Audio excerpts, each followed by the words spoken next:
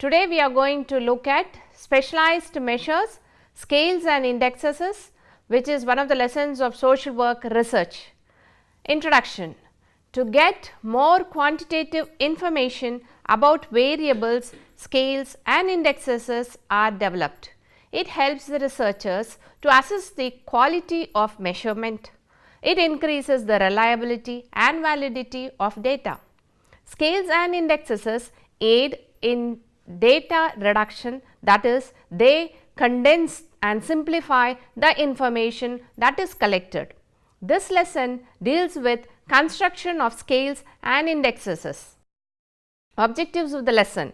On completion of this lesson, you would know about meaning of scales and indexes, how scales and indexes are constructed, specialized measures, the scales and indexes. Quantitative researchers have created a number of different scales and indexes to measure the social variables. For example, scales and indexes have been developed to measure the prestige of occupation, marital adjustments, quality of life, life satisfaction and socio-economic development of a nation. Scales and indexes give a researcher more information about variables and make it possible to assess the quality of measurement. Scales and indexes increase reliability and validity, and they aid in data reduction, that is, they condense and simplify the information that is collected. Scales and indexes refer to composite measures constructed through the combination of two or more items or indicators. For example, socioeconomic status is a common index that is constructed by the combination of three indicators, namely income, education and occupation. Constructing an index, there are different types of indexes. For example, if you take an examination with 10 questions, the total number of questions answered correctly is a kind of index.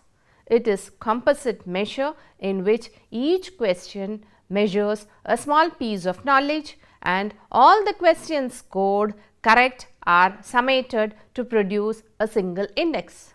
Another example of an index is a college grading index. To assess the performance of a college, following characteristics may be considered. 1. Student-teacher ratio. 2. Academic achievements of teachers. 3. Number of books and journals in the library. 4. Students' dropout rate. 5.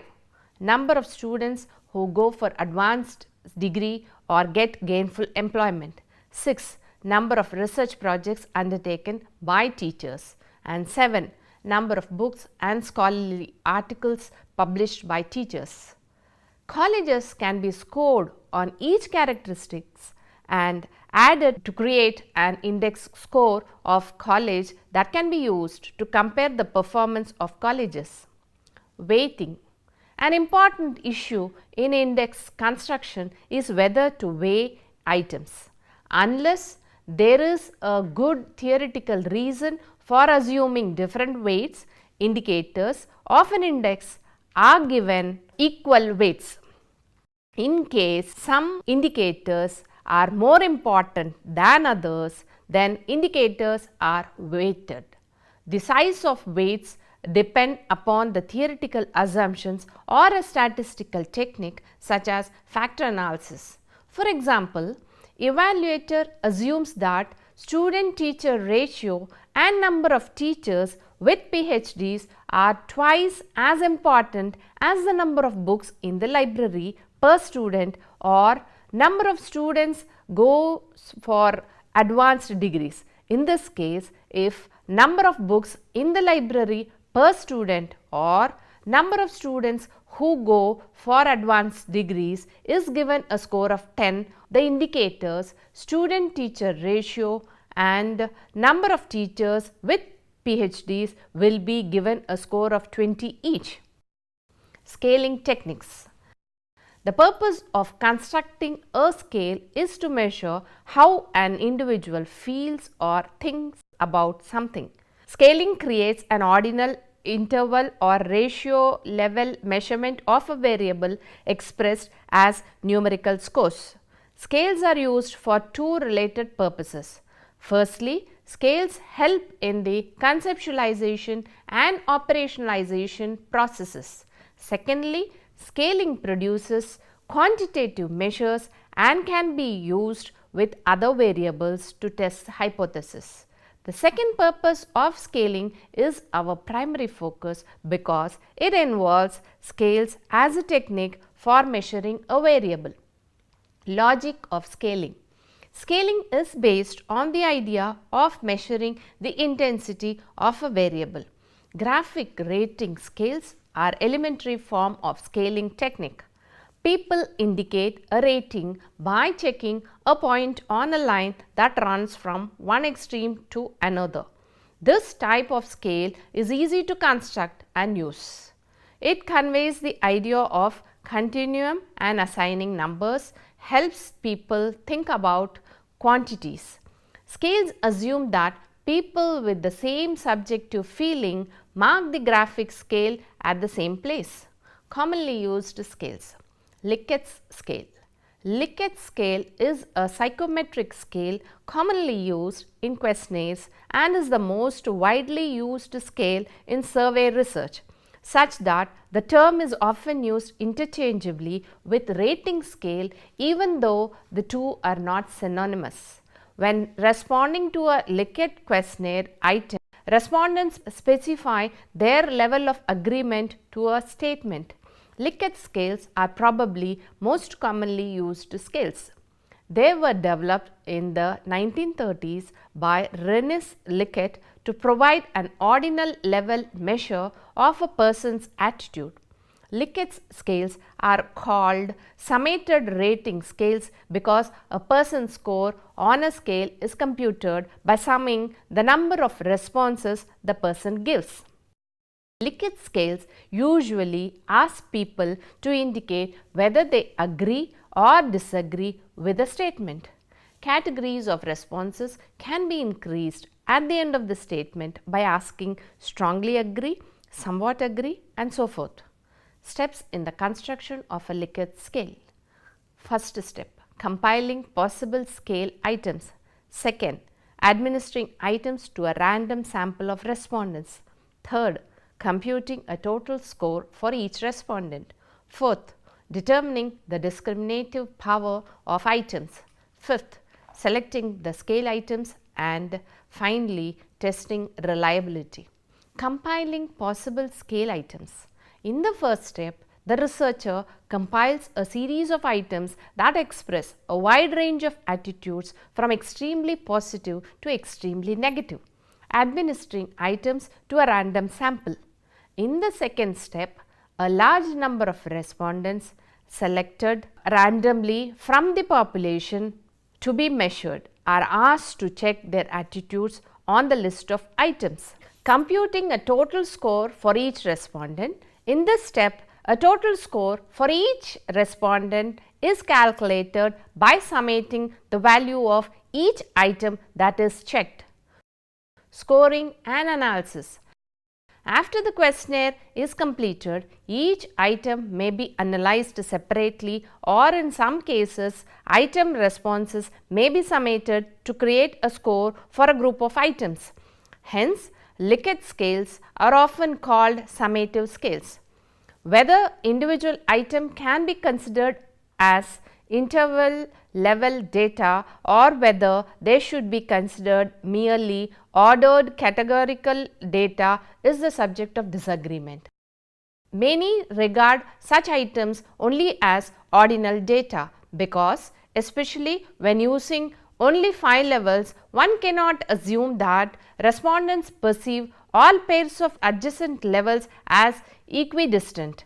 On the other hand, often, as in the example above, the wording of response levels clearly implies a symmetry of response levels about a middle category At the very least, such an item would fall between ordinal and interval level measurement. To treat it as merely ordinal would lose information. If the item is accompanied by a visual analog scale where equal spacing of response levels is clearly indicated, the argument for treating it as interval level data is even stronger. When treated as ordinal data, Likert responses can be collated into bar charts, central tendencies, summarized by the median or the mode, but some would say not the mean. Dispersion summarized by the range across quartiles, but some would say not the standard deviation, or analyzed using non-parametric tests such as chi-square test, mean Vinté test, Wilkinson signed rank test, or Krushal-Wallis test. Blacklock 1988 parametric analysis of ordinary averages of Likert scale data is also justifiable by the central limit theorem, although some would disagree that ordinary averages should be used for Likert scale data. Responses to several Likert questions may be summed, providing that all questions used the same Likert scale and that the scale is a defendable approximation to an interval scale, in which case they may be treated as interval data measuring a latent variable. If the summed responses fulfill these assumptions, parametric statistical tests such as the analysis of variance can be applied. These can be applied only when more than 5 Likert questions are summed. Data from Likert scales are sometimes reduced to the nominal level by combining all agree and disagree responses into two categories of accept and reject. Cochrane's Q or McNamara tests are commonly statistical procedures used after this transformation. Consensus based assessment can be used to create an objective standard for Likert scale in domains where no generally accepted standard or objective standard exists. Consensus based assessment can be used to refine or even validate generally accepted standards. In the fifth step, the researcher has to determine a basis for selection of items for final scale. By and large, items with higher discriminatory power are selected. Finally, reliability of the scale can be tested in much the same manner as in other measuring procedure. In the final step, the scales are tested for its reliability. Thurston scales. Thurston scale is based on the law of comparative judgment. The law addresses the issue of measuring or comparing attitudes when each person makes a unique judgment. In other words, it fixes the positive of one person's attitude relative to that of others as each makes an individual subjective judgment. In Thurston scaling, a researcher develops many statements regarding the object of interest, then uses many judges to reduce the number to a smaller set by eliminating ambiguous statements. Each judge rates the statements on an underlying continuum, say for example favorable to unfavorable. The researcher examines the ratings and keeps those statements based on two factors: 1. Agreement among the judges, and 2. the statement's location on a range of possible values. The final set of statement is used to form a measurement scale that spans a range of values. This scaling technique involves 5 steps. 1. Compiling scale items. 2. Asking judges to order them. 3. Computing average value for each item. 4. Selecting the specific scale items and computing the cumulative percentage values, and 5. Testing the relevancy of the items. Compiling scale items. Firstly, the researcher composes a large number of items concerning the attitude to be measured. The items should cover entire range of attitudes from extremely favorable to extremely unfavorable. including neutral items, ordering items. The second step is to have judges rank the items into a number of categories, usually 7 or 11, according to how favorable or unfavorable the items are to the attitude being investigated. Computing the median. In the third step, the slips are regrouped by item. Each item thus has a set of slips whose number corresponds to the number of judges. For each item, median value is calculated. All items with median value 1 are placed in the first category, all those with median 2 are placed in second category, and so on, up to 7 or 11 categories. Selecting scale items. The fourth step is to select the specific items to be used in the final scale. Two criteria are applied. First, the full range of the scale has to be represented, which is done by ensuring that at least one item is selected from each of the final 7 or 11 categories. Second, items in each category are selected according to how much agreement there was among judges that the items belong to that category. Items that are selected in this way have the least dispersion. Testing relevancy.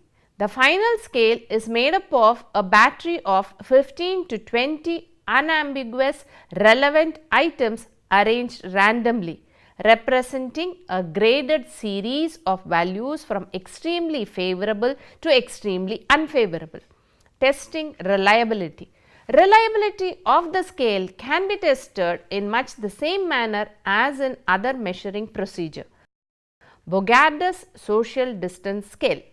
The Bogardus social distance scale measures the social distance separating ethnic or other groups from each other. It is used within one group to determine how much distance it feels towards a larger or out group. It was developed in the 1920s by Emery Bogardus 1933 to measure the willingness of members of different ethnic groups to associate with each other. It can be used to see how close or distant people feel towards some other group. The scale has a simple logic. People respond to a series of ordered statements.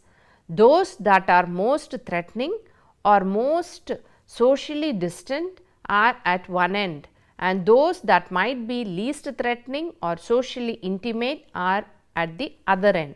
The logic of the scale assumes that a person who refuses contact or is uncomfortable with the socially distant items will refuse the socially closer items.